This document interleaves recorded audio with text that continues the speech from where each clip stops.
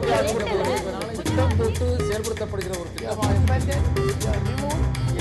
சூழலை உருவாக்குவதற்காக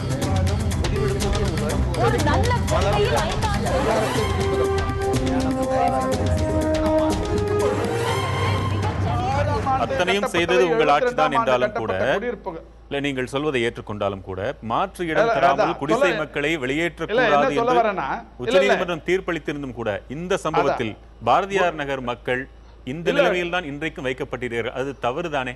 இல்ல, கண்டிப்பாக அவர்களுடைய விருப்பத்திற்கு மாறாக அவர்களை மாற்று இடங்களுக்கு அனுப்புவதில் திமுகவுக்கு உடன்பாடு இல்லை.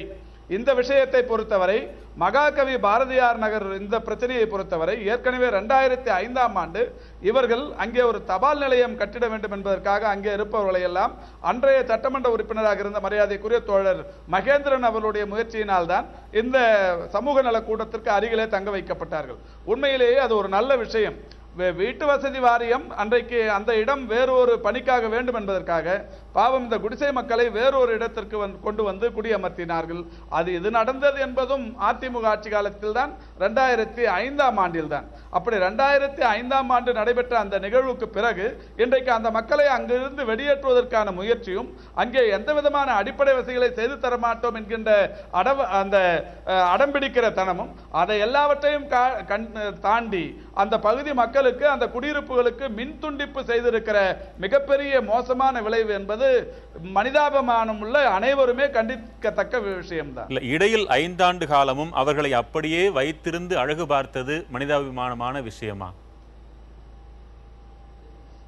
இல்ல, அதுதான் இப்போ அதிமுக ஆட்சி செய்து கொண்டிருப்பதை போல அவர்களை காலி செய்ய நினைப்பதோ, காலி செய்ய மறுக்கிற காரணத்தினால் மின் துண்டிப்பு செய்வதோ இது மாதிரியான அராஜகங்கள் செய்யவில்லையே. அவர்களுக்கு தேவையான அடிப்படை வசதிகள், கொசு மருந்து அடிப்பதாக இருந்தாலும் சரி, அந்த குடியிருப்புகளில் உண்டாகிற குப்பைகளை அகற்றுகிற பணியாக இருந்தாலும் சரி, அது வீட்டு வசதி வாரியத்திற்கு சொந்தமான இடத்தில் இருக்கிற வீடுகள் என்றாலும் மாநகராட்சி தன்னுடைய கடமையை நிறைவாக செய்திருந்தது. அதை அந்த மக்களே நன்றாக அறிவார்கள். இன்றைக்கு கடந்த 2 ஆண்டு காலத்தில் தான் டெங்குவினால் பாதிக்கப்பட்டவர்கள் கடந்த ஓராண்டில் 12,826 பேர் என்றும் கடந்த 9 மாத காலத்தில் 424 பேர் 4,294 பேர் என்றும் இன்றைக்கு புள்ளி விவரங்கள் சொல்லிக் கொண்டிருக்கிறது. டெங்குவாக இருந்தாலும், சிக்கன்குனியாவாக இருந்தாலும், மலேரியாவாக இருந்தாலும் அனைத்து வியாதிகளும் இன்றைக்கு இந்த 2 ஆண்டு காலத்தில் அதிமுக ஆட்சி காலத்தில் தான் தமிழ்நாடு முழுவதிலும் மிகப்பெரிய அளவுக்கான பாதிப்பை ஏற்படுத்திக் கொண்டிருக்கிறது. அனைத்தையும் தாண்டி கடந்த ஓராண்டில் மட்டும் 66 பேர் டெங்கு காய்ச்சலினால் பாதிக்கப்பட்டு மரணம் அடைந்திருக்கிறார்கள். தொடர்ந்து பேசலாம். குறுக்கிட்டீங்க. அதாவது மகாகவி பாரதி நகரில் இருக்கக்கூடிய அந்த மக்கள் அம்பேத்கர் நகரில் குடியிருந்தார்கள். அங்கு ஒரு தீ விபத்து ஏற்பட்டது. தீ விபத்து ஏற்பட்ட பிறகு நீங்களே இங்கே இருங்கள், உங்களை வெகு விரைவில் வேறு இடத்திற்கு ஏற்பாடு செய்வோம் என்று தான் அங்கே கொண்டு போய் அமர்த்தினார்கள். அப்போது இருக்கிற சட்டமன்ற உறுப்பினர் மற்றவர்கள் எல்லாம் சரி உங்களுக்கு மாற்று இடத்துக்கு ஏற்பாடு செய்வார்கள். அவர் அரசும் அல்ல, அவர் முடிவெடுக்கிற அதிகாரம் உள்ளவரும் அல்ல. அவர் சரி இப்படி ஒரு சம்பவம் நடந்துவிட்டது என்று மாற்று இடம் கொடுப்பார்கள் என்று இந்த கம்யூனிட்டி ஹாலிடே சமூக கூடத்தில் கொண்டு போய் அமர வைக்கிறார்கள். 3 நாளில் முடியும் என்று எதிர்பார்த்தவர்கள் இப்போது 7 ஆண்டுகள் முடிந்து விட்டது, இன்னும் தீரவில்லை. மகேந்திரன் இருக்கிற வரை அதற்காக முயற்சித்து கொண்டிருந்தார், பேசினார், அமைச்சரை சந்தித்தார், எல்லாவற்றையும் செய்தார். கடந்த 2.5 ஆண்டுகளாக நான் இது தொடர்பாக எண்ணற்ற முறை பேசிவிட்டேன், சட்டசபையில் பேசிவிட்டேன், நேரடியாக சந்தித்து சொல்லிவிட்டேன். குறைந்தபட்சம் அவர்களுக்கு அந்த அடிப்படை வசதிகளையாவது நாம் செய்ய வேண்டும்.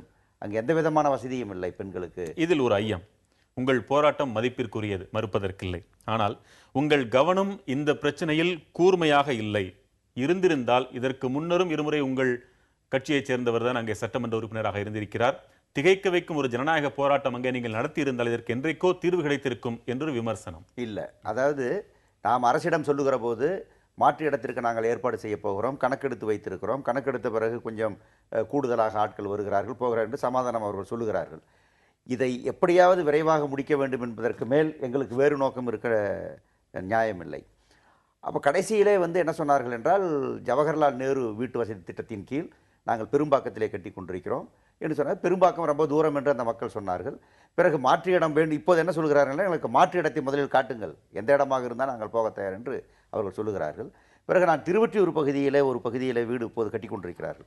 அந்த வீட்டில் இவர்களுக்கு ஏன் கொடுக்கக்கூடாது அருகாமையில் என்று பேசி கொண்டிருக்கிறேன். இன்றைக்கு நீங்கள் பேசினால் கூட வீடு கட்ட தொடங்கினால் 1 வருடம் ஆகும். அப்படிப்பட்ட முறையில் இது தீரப்போகிறது என்கிற முறையிலேயே அதற்காக நான் காத்திருந்ததும் உண்டு. இப்போது அந்த மின் இணைப்பு துண்டிக்கப்படுகிறது என்பது அந்த மினி பில்லரில் இருந்து நேரடியாக எடுக்கிறார்கள் என்று ஒரு பத்திரிகையில் செய்தி வந்தது. அந்த செய்தி எங்களுக்கு பாதிப்பை உண்டாக்கும் என்று சொல்லிவிட்டு அவர்கள் துண்டிக்கிறார்கள். இத்தனை ஆண்டு காலம் அங்கே இருந்தது. அந்த மக்கள் அதை ஏதோ ஆளுக்கு ஒரு விளக்கு போட்டு பயன்படுத்தி கொண்டு என்ன கெட்டுவிட்டது? அதை போய் கை வைத்திருக்கவே கூடாது நம்முடைய மின்வாரியம். பிறகு பிரச்சனையாயிற்று, தகராறாயிற்று, இப்போது இணைப்பு என்று அவர்கள் பேசுகிறார்கள். நேற்றைய முன்தினமும் சம்பந்தப்பட்ட அதிகாரிகளிடம் பேசுகிற போது நாங்கள் வேறு இடத்திற்கு நிச்சயமாக நாங்கள் ஏற்பாடு செய்து கொடுக்கிறோம் என்று என்னிடம் சொல்லுகிறார்கள். அமைச்சர் ஊரிலிருந்து வரட்டும், வந்தவுடன் பேசி முடிக்கலாம் என்று சொல்லுகிறார்கள். ஆகவே எங்களை பொறுத்தவரை ஒரு எம்எல்ஏ என்பவர் தொடர்ச்சியாக முயற்சி எடுப்பது, மற்றது பண்ணுவது, இல்லாவிட்டால் ஒரு போராட்டத்தில் ஈடுபடுவது இல்லை. ஒரு சிறிய ஒரு போராட்டத்திற்கு துண்டிக்கப்பட்ட மின் இணைப்பு மீண்டும் ஒரே நாளில் வருகிறது என்றால் ஏன் அந்த போராட்டத்திற்கு ஒரு நல்ல இடம் தரப்பட வேண்டிய ஒரு விடை கிடைத்தபாடில்லை? அதான் அது நம்ம கேட்டுக்கொண்டே இருக்கிறோம். அமைச்சர் ஏதோ வருகிறது, மற்றது என்று பதில் சொல்லுகிறார்கள். சரி, இங்கே கட்டுகிறார்கள், அங்கே கட்டுகிறார்கள், ஏற்பாடு செய்து கொடுப்பார்கள் என்று தான் நாம் எதிர்பார்த்து காத்திருக்கிறோம். அதுதான் ஒரு நாம் செய்ய முடியும். அதற்கு மேலும் காலவரை இல்லாமல் அது போகுமானால் எனக்கும் வேறு வழி இருக்காது. நிச்சயமாக நான் போராடத்தான் செய்வேன். லீலாவதி, இவர்களில் ஒரு 60% பேர் நகரங்களில் வசிக்கக்கூடிய குடிசை வாசிகளில் தாழ்த்தப்பட்ட மக்களாக அமைகின்றனர். எஞ்சியவர்கள் இங்கே வேலை தேடி வந்த பிற மாவட்டங்களைச் சேர்ந்த வறியவர்களாக இருக்கிறார்கள். இவர்களை பிற்படுத்தப்பட்டவர்கள், தாழ்த்தப்பட்டவர்கள் என்றும் பார்க்கலாம். ஒட்டுமொத்தமாக தொழிலாளர்கள், உழைப்பாளிகள், சென்னையை வளர்த்தெடுத்தவர்கள் என்றும் பார்க்கலாம். இவர்களுக்காகவே நாங்கள் உழைத்துக் கொண்டிருக்கிறோம் என்று சொல்லும் கட்சிகள் எல்லாம் இந்த விஷயத்தில் எப்படி நடந்து கொள்கின்றன என்று நினைக்கிறீர்கள்? இன்றைக்கி அமைப்பு சாரா தொழிலாளர்கள் தான் இன்றைக்கி சென்னை நகரை உருவாக்கிட்டு இருக்கிறாங்க. அவங்களோட உழைப்பு மட்டும் நகரத்துக்கு தேவை. அது சாக்கடையில் முழுகிறவங்களா இருக்கட்டும், தெருவை சுத்தம் பண்ணுறவங்களா இருக்கட்டும், இல்லை அலுவலகங்களை சென்று வேலை செய்யக்கூடிய, வீட்டு வேலை செய்யக்கூடிய பெண்களாக இருக்கட்டும், அத்தனை பேருமே அமைப்பு சாரா தொழிலாளர்கள் தான். ஏன்னா இன்றைக்கி அவர்களுடைய உழைப்பு தான் சுரண்டப்படுது ஒழிய, ஆனால் அவர்களுக்கான நிரந்தரமான ஒரு குடியிருப்பு, அவர்கள் கஷ்டப்பட்டு ஒரு இடத்த தங்கியிருக்கிறாங்கன்னா அந்த இடத்த அவங்களுக்கு அடிப்படை வசதி செய்து கொடுக்கணுங்கிறது அரசுக்கு இப்போதைக்கு கவனம் என்னென்னா, மக்களில் என்னைக்காவது நாங்கள் நல்ல இடமா அவங்களுக்கு மாடி வீடு கட்டித்தரோன்னு சொல்கிறாங்க.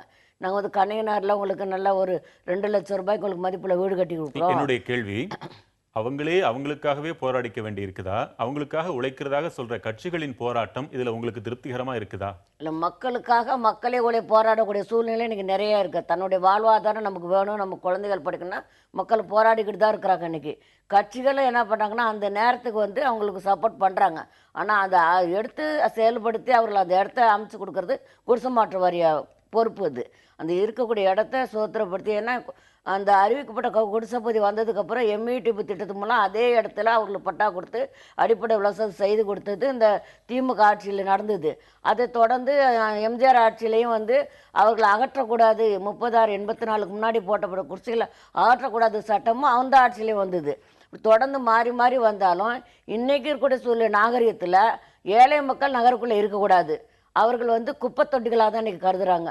அவங்கள லாரியில் ஏற்றிட்டு போகும்போது கூட அவர் நல்ல முறையில் அவங்கள கொண்டு சொல்கிறதில்ல. குப்பை லாரிகளை கொண்டாந்து வச்சு அந்த வீடுகளை காலி பண்ணி மூட்டையை கட்டி அப்படியே கொட்டுறாங்க.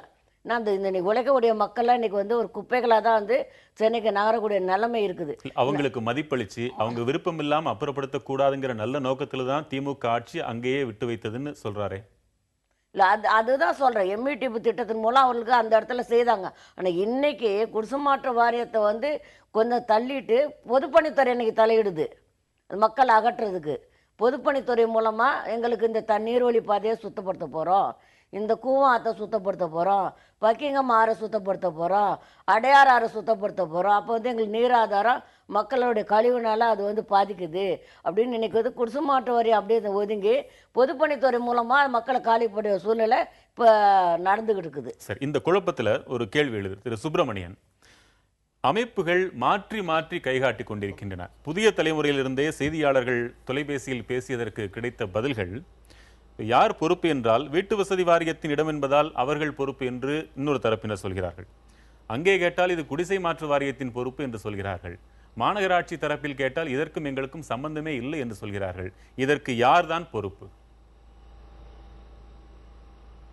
இது தட்டி கழிக்கிற விஷயம் என்றுதான் நாம் எடுத்துக்கொள்ள வேண்டும். ஏன்னா ஏழை மக்களை பாதுகாப்பதற்கு பொறுப்பேற்றுக் கொள்ள வேண்டியது என்பது ஒட்டுமொத்தமான ஒரு அரசு நிர்வாகம் தான்.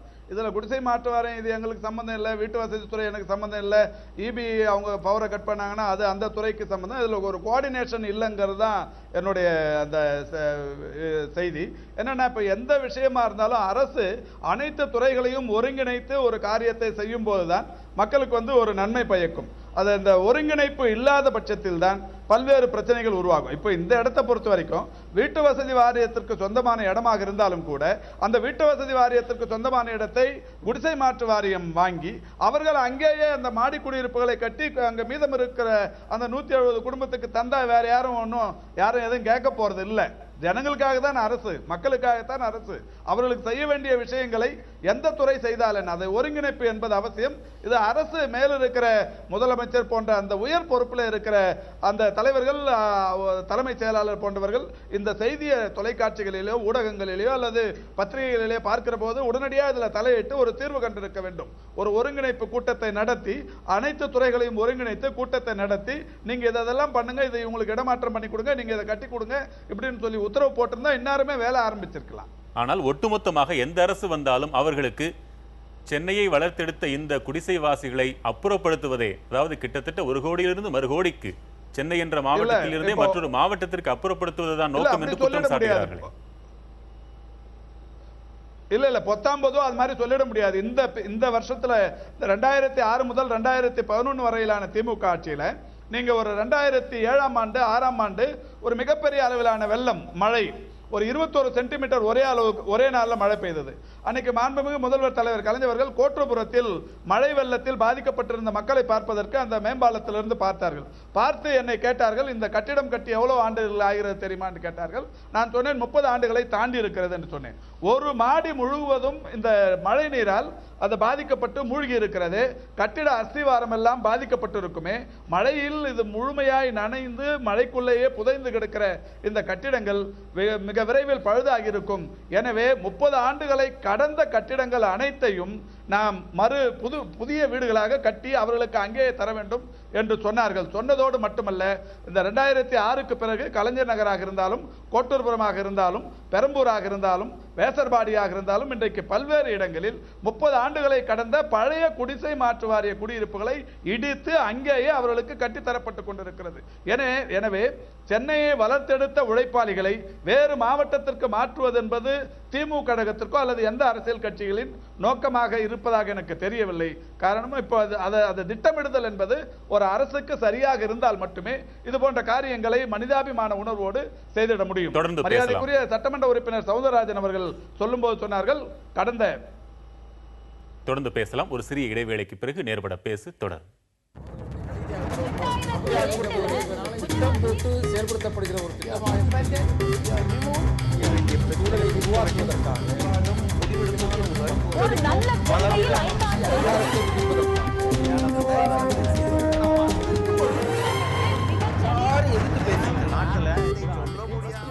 படியை தவிர